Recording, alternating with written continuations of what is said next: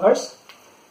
Again, I am here with the lecture 2 video related to chapter unit mensuration and chapter cylinder, sphere and cone. In the lecture 1, I have explained about triangular prism and how to derive the formula related to it like LSA, TSA and volume, and I have also explained about the areas of different triangles. If you want to know about the areas of different triangles, then you can watch that video, and there is the video of triangular prism as well. Today I am going to derive the formula related to volume, TSA and LSA of these 3D figures. At first let's see cylinder. Cylinder भन्ना साथ हामीलाई के आउँछ? Cylinder भनेको just like we have gas cylinder and the object which is round in both ends, that is cylinder. Let's not go to definition. Definition त्यति चाहिँदैन, but cylinder means अब हामीले cylinder कसरी बनाउँछौं? I think you have learned in class 8 cylinder हामीले चाहिँ rectangle बाट बनाउँछौं. Let's see how. Okay. एउटा मैले rectangle लिए भने if I take one rectangle and I will say this is length, isn't it? And I will say this is breadth. But in this case, if I tell this one as length, as height, केही फरक पर्छ? पर्दैन, because this is only the denotation of meter or length. Okay, no problem. Height भने अब यसलाई मैले if I roll like this and from here like this, and if I meet in middle point, then how it will be? यो चाहिँ कस्तो figure को बन्छ त भन्दाखेरि हाम्रो यो चाहिँ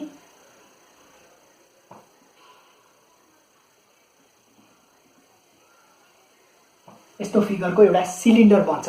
if I roll it like this, किनकि यो पोर्सन चाहिँ हाम्रो यता आएको हुन्छ र यसरी चाहिँ हामीले के गर्छौं, यहाँ चाहिँ यसरी जोड्छौं र यो चाहिँ एउटा के हुन्छ, सिलिन्डर बन्छ. यही पोइन्ट हो. भनेपछि if I roll it like this भनेपछि त यो लेन्थले यहाँ के को काम गर्यो? यो त लेन्थ हो कि हैन? भनेपछि यो गोलो चाहिँ के हो? लेन्थ हो. अब लेन्थ भनेपछि यो लेन्थ हो. अब यसमा चाहिँ हाइट चाहिँ सिमिलर हुने भयो भनेपछि यो हाइट हो, केही पनि फरक भएन, हो हाइट हो. अब हामीले के गरौँ त भन्दाखेरि सर्कलमा यो टोटल लेन्थ भनेको त सर्कमफ्रेन्स हो, बिकज इन सर्कल पेरिमिटर अथवा इन सर्कल टोटल लेन्थ भनेको के हो त? सर्कमफ्रेन्स हो. सर्कमफ्रेन्स भनेको हाम्रो के हुन्छ? सर्कमफ्रेन्स भनेको जहिले पनि 2πr हुन्छ. यति कुरा चाहिँ थाहा पाउनुपर्छ. If the radius is r, अब 2πr हुन्छ भनेपछि त हाम्रो यसको CSA चाहिँ के हुने भयो त? अब हाम्रो CSA भनेको curved surface area. Curved surface भनेको जो चाहिँ फिगर एकदम गोलो गोलो हुन्छ, that is called curved surface. Flat फिगरलाई हामीले LSA भन्छौं. That is I think you know about it. अब CSA हाम्रो यो फिगर के हुन्छ? जहिले पनि पेरिमिटर इन्टु हाइट हुन्छ. Perimeter of base into height हुन्छ. अब पेरिमिटर भनेको हाम्रो यसमा पेरिमिटर अफ बेस भने त सर्कमफ्रेन्स हो. पेरिमिटर भनेपछि हाम्रो के पाउँछ? 2πr इन्टु h आउँछ. भनेपछि 2πrh is the CSA of cylinder. यो कुरा चाहिँ हामीले यसरी डिराइभ भएको भन्ने कुरा चाहिँ जान्न पर्छ.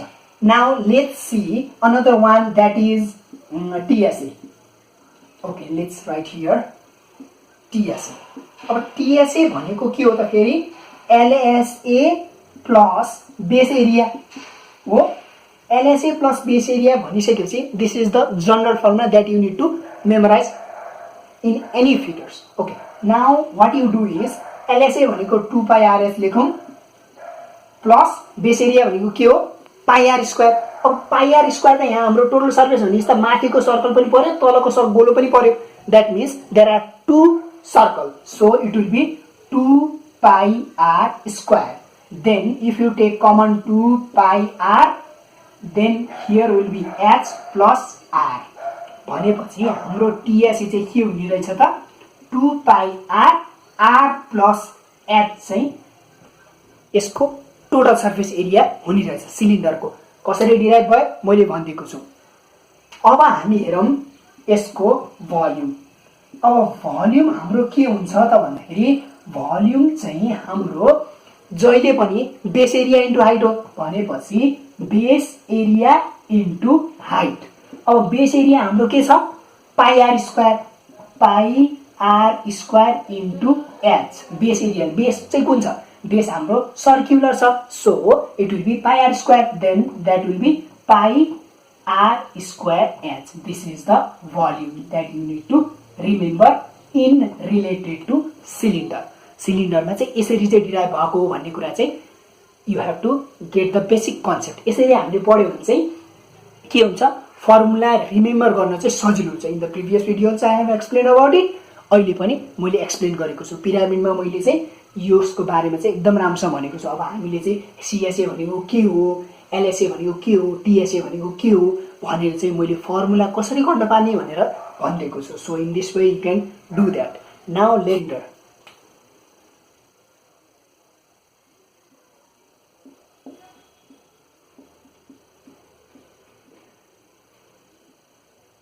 Hemy cylinder. सिलिन्डरमा चाहिँ अब हामीले होरिजेन्टली काट्यो भने त फेरि दुईटा सिलिन्डर बनिहाल्छ, that is there is no problem in that. But if we cut the cylinder in vertical way, then we will get hemi cylinder of two equal hemi cylinder. How? Look here. यदि मैले सिलिन्डरलाई एउटा यस्तो cylinder छ, यसलाई चाहिँ मैले यसरी काटे भने, यसरी भर्टिकल्ली काटे भने I will get CSA and LSA. How? Look here. अब मैले चाहिँ कस्तो पाउँछु, एउटा यस्तो फिगर पाउँछु।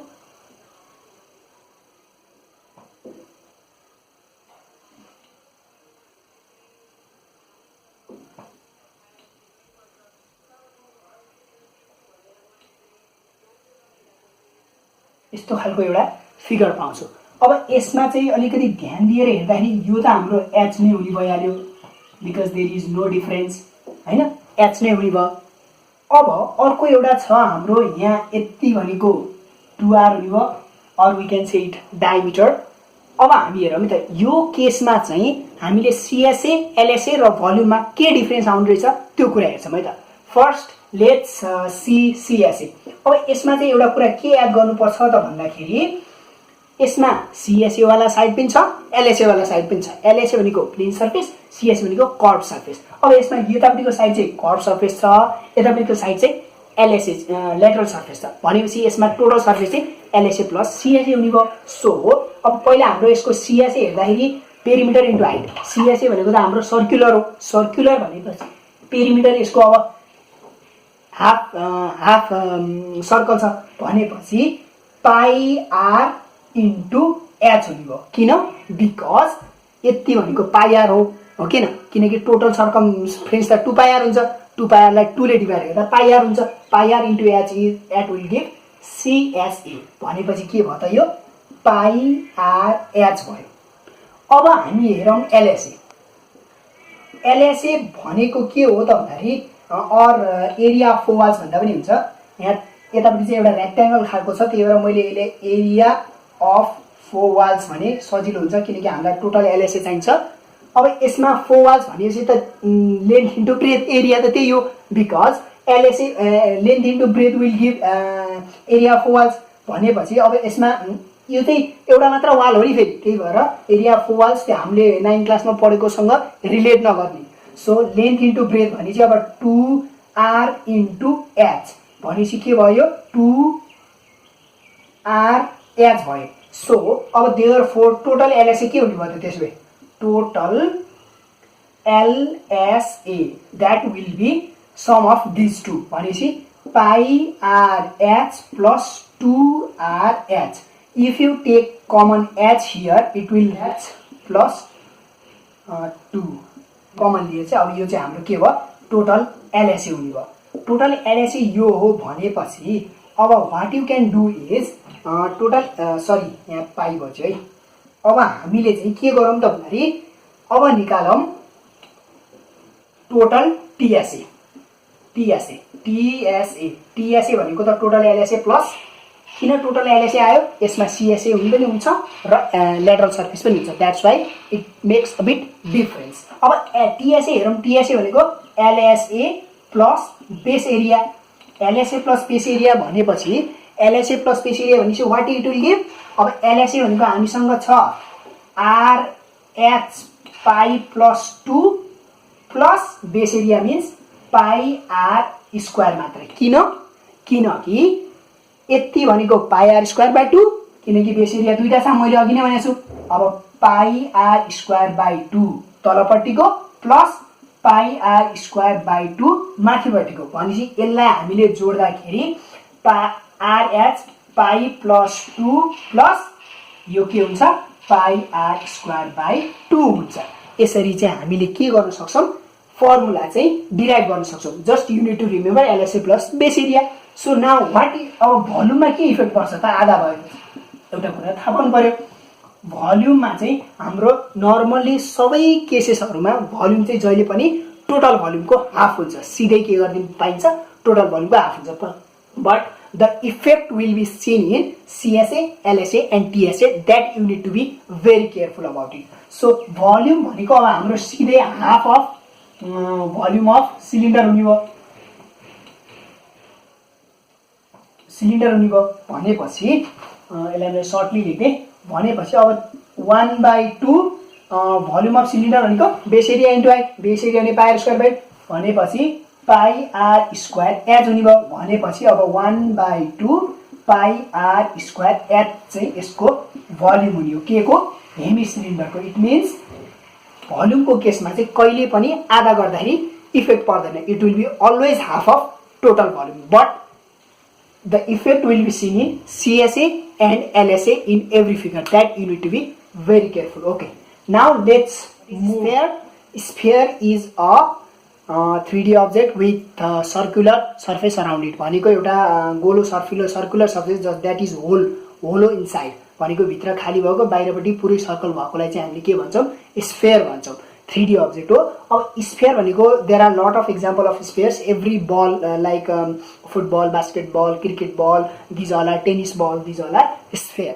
अब यसमा चाहिँ अलिकति ब्याकग्राउन्डमा जाँदाखेरि चाहिँ आर्किमिडिज भन्ने म्याथमेटिसियनले चाहिँ अराउन्ड 6th सेन्चुरीमा चाहिँ उसले चाहिँ एउटा के थाहा पायो त भन्दाखेरि, र उसले के डिराइभ गर्यो त भन्दाखेरि, एउटा सर्कमस्क्राइबिङ स्फियर चाहिँ यदि सर्कमस्क्राइबिङ सिलिन्डरमा एउटा स्फियर छ भने त्यो स्फियरको सर्फेस एरिया र सिलिन्डरको CSA चाहिँ इक्वल हुने रहेछ भन्ने कुरा थाहा भयो के। भन्नुको अर्थ के त भन्दाखेरि, सपोज मसँग एउटा यस्तो सिलिन्डर छ र यस्तो सिलिन्डरमा मैले एउटा बल राखेको छु।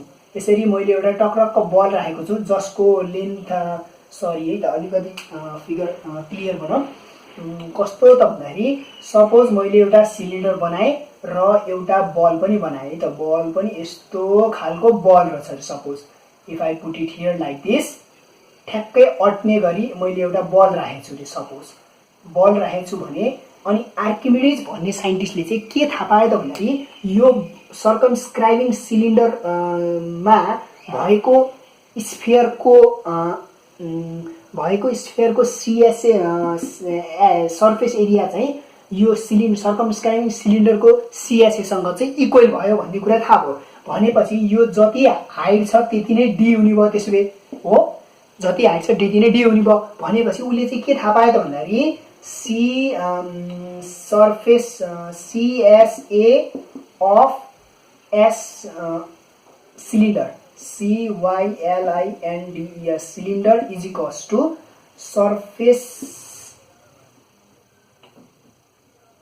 सर्फेस एरिया अफ स्फियर हुन्छ भन्ने कुरा चाहिँ थाहा भयो क्या उसले।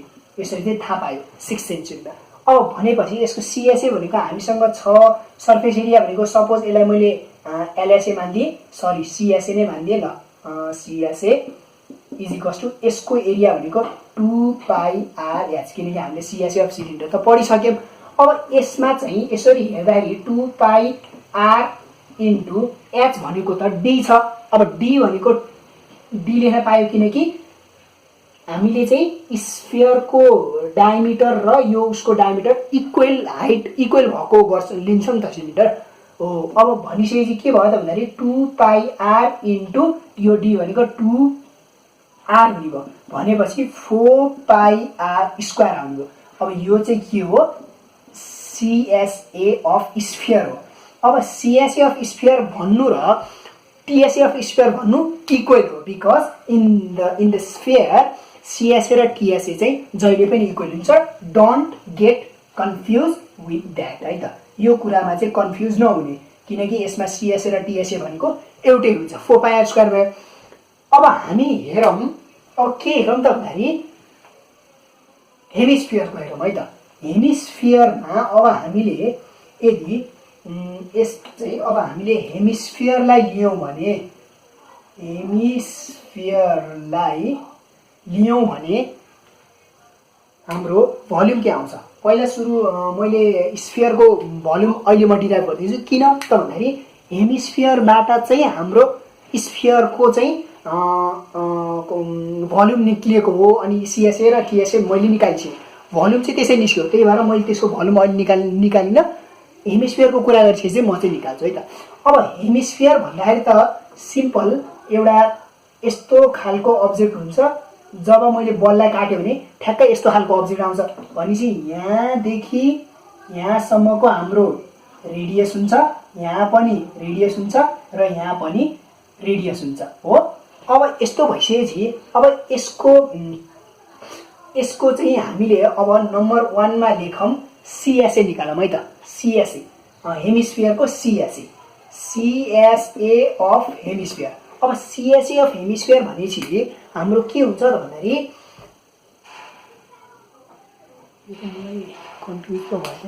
के हुन्छ त भन्दाखेरि 1/2 CSA अफ स्फियर हुन्छ। अब अघि हामीले भर्खर CSA अफ हेमिस्फियर स्फियर त निकालेका छौँ, भनेको के त भन्दाखेरि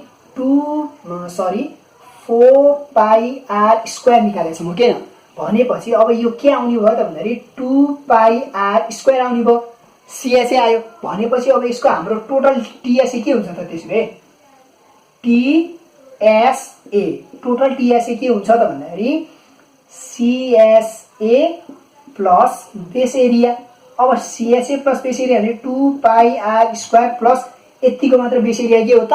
πr²। भनेपछि 3πr² हुने रहेछ यसको TSA। भनेपछि ल हेर्नुहोस् त, स्फियरको TSA अहिले म भन्छु, स्फियरको TSA मैले भनिसकेँ 4πr², तर यसको हेमिस्फियरको TSA चाहिँ 3πr² हुन्छ। कसरी?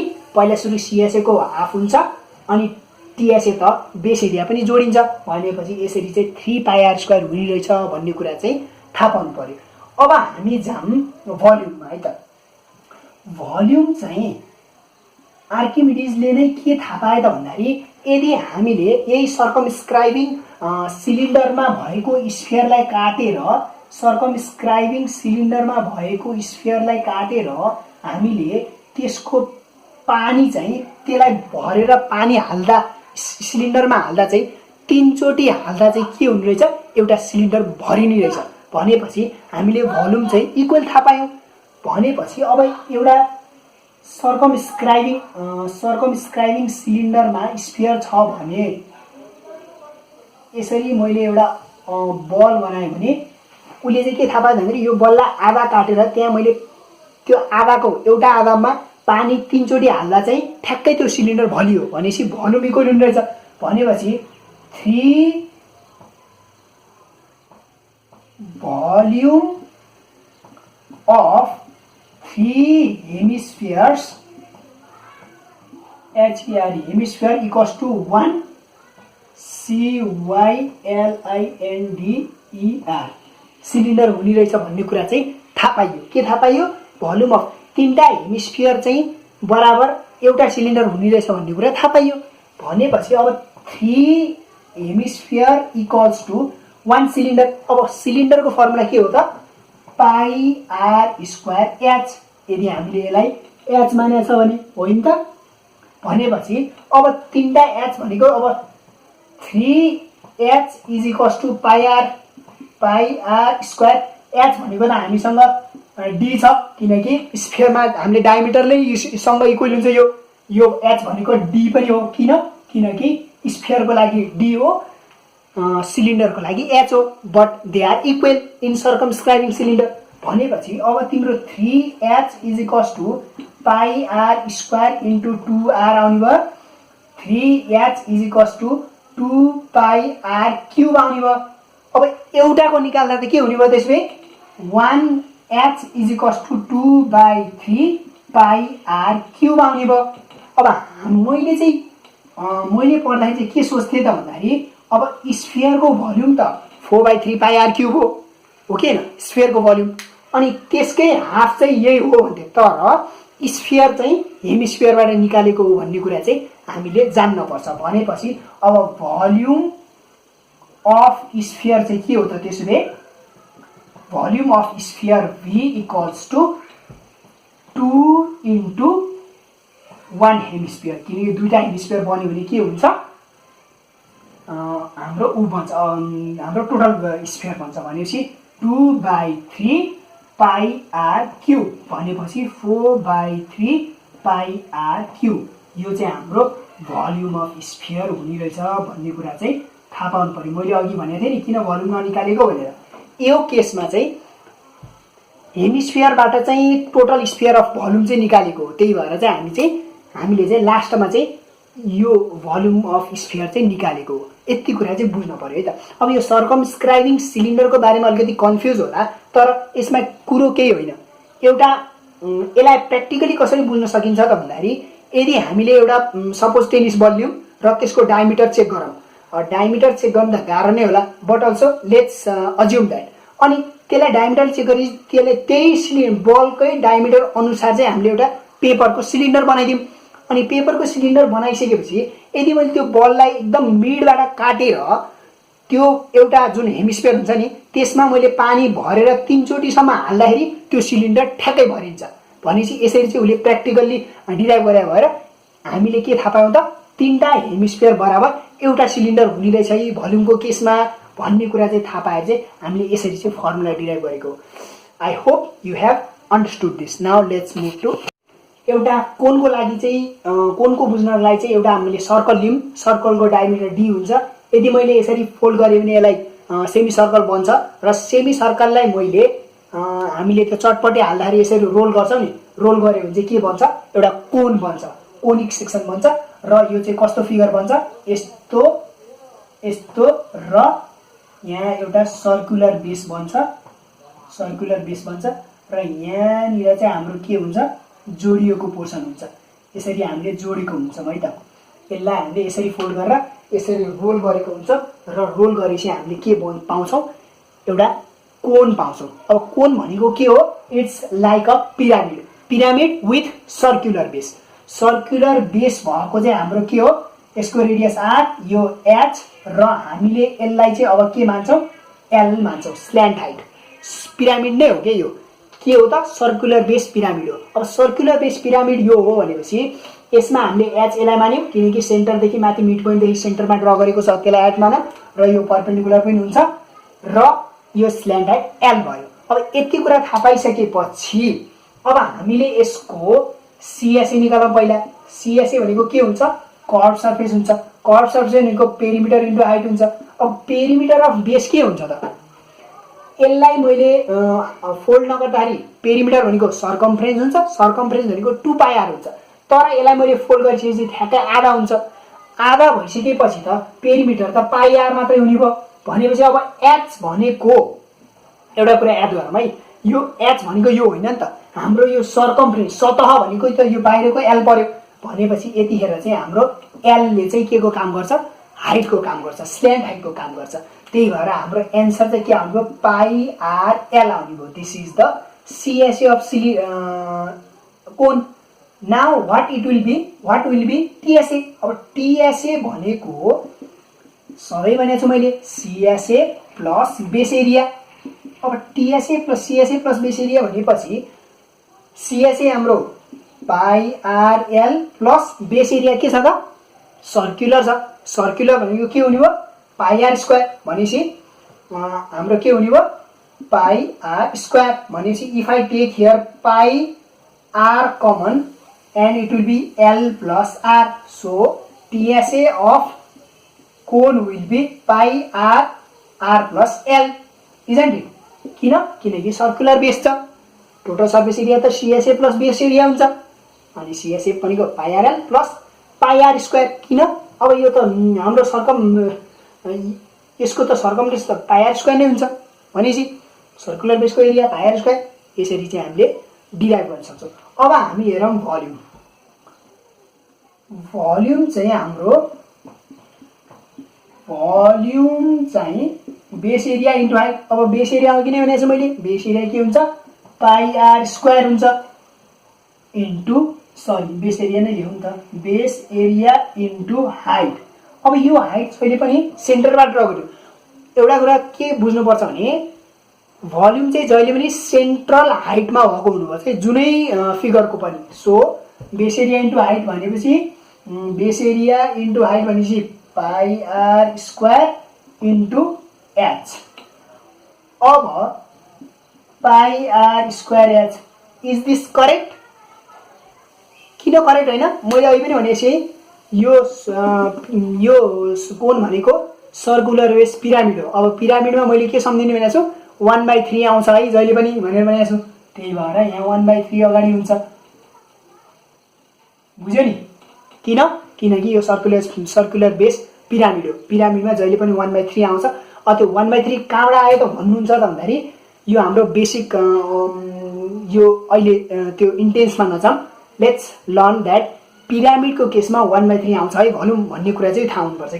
किनकि सबै पोइन्टहरू यहाँ मिट भएको छ नि त, यो पोइन्टहरू जब मिट हुन्छ नि पिरामिडमा पनि मिट भएको हुन्छ, त्यतिखेर चाहिँ हाम्रो जहिले पनि 1/3 आउँछ। त्यही भएर हामीले चाहिँ भोल्युम अफ कोन चाहिँ के लेख्छौँ, 1/3 पाई आर स्क्वायर एच लेख्छौँ।